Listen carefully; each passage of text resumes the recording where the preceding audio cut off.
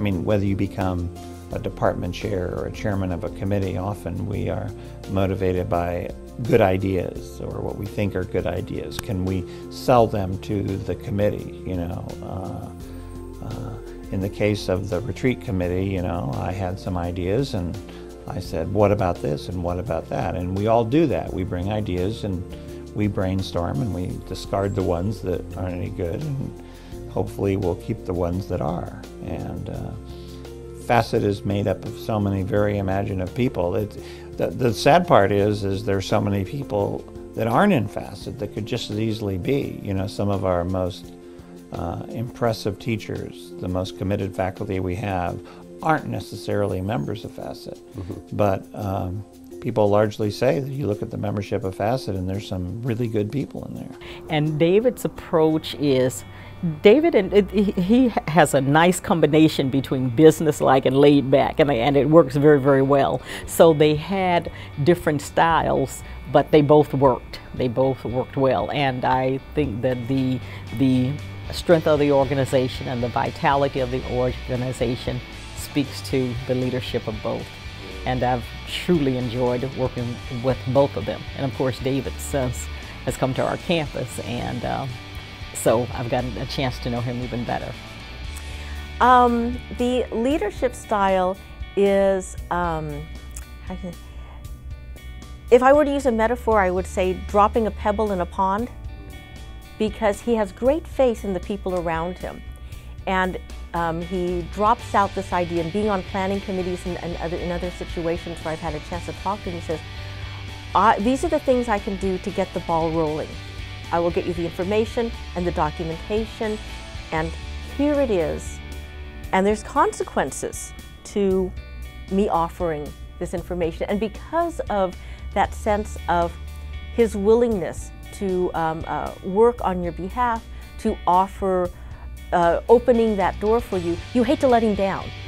And you know, it's almost a mom's guilt trip or something. I mean, it's almost, here it is. Now, you asked for this, how's it going to play out? And so I really enjoy the leadership style because it models the efficiency, responsibility, knowledge that I would love to model, but it also regularly, consistently reflects, I have great faith in your ability to do something with this. Okay. Bob and Sharon had, and David for the most part too, are hands-off as far as the staff and leadership for us. It's a lot of direction and then letting us figure out the nuts and bolts of it, which is fine. David does tend to be a little bit more persnickety, is what I tell him he is.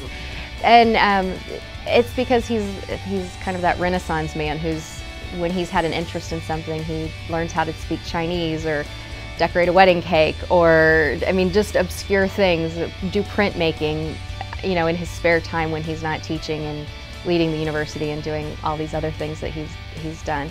So because of his varied interest, he's very knowledgeable about a great deal of things, and so when I bring him something to proof or a piece of marketing material that we're going to put together and send to the printer, it's not, you know, equidistant from here to here, and the visual impact of this font over this font. And so now I've been with him long enough that I can anticipate that, where Bob and Sharon wouldn't have questioned any of those things because they had other skill sets that they, you know, spent time on.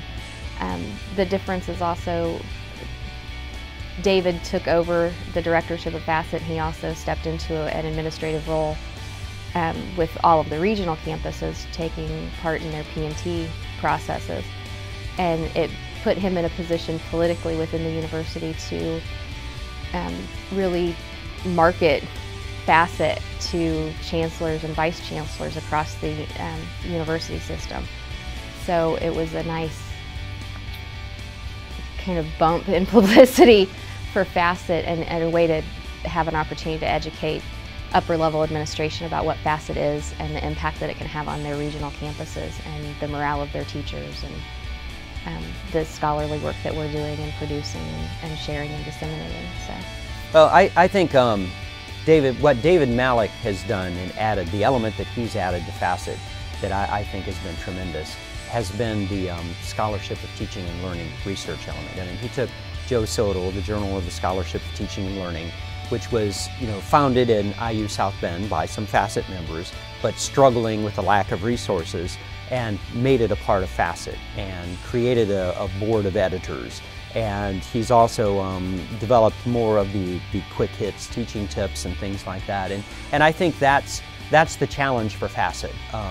Facet is a wonderful organization that we all come and get recharged and get excited about teaching and learning again every year. But we have to go beyond ourselves. And I think David has pushed us in that direction. How do we take the wonderful aspects of Facet and infuse it into our campuses? And I think that'll be the challenge for the next Facet director. How do you build on that? How do you get Facet beyond this group of amazing teachers and feed that energy and that networking into our campuses as a whole? Well, there were the things that I might have expected to see, which were how to, motivate students who seem unmotivated, how to better characterize what you might do in a class to communicate more effectively. But then there were the informal times when you were able to talk to other teachers about how they viewed the world of education. And I was once given the advice by a department chair that you should teach only well enough to ensure that there wasn't a line forming outside the department chair's office complaining about you.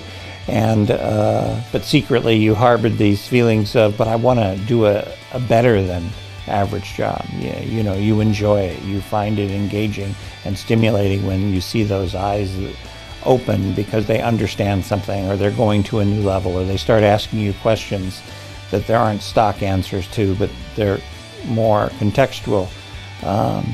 And it was those conversations, those discussions at the retreat that were the best parts. I've gotten acquainted with David, and he's going to receive the award this afternoon. So it's yeah, he's a remarkable person and well deserving.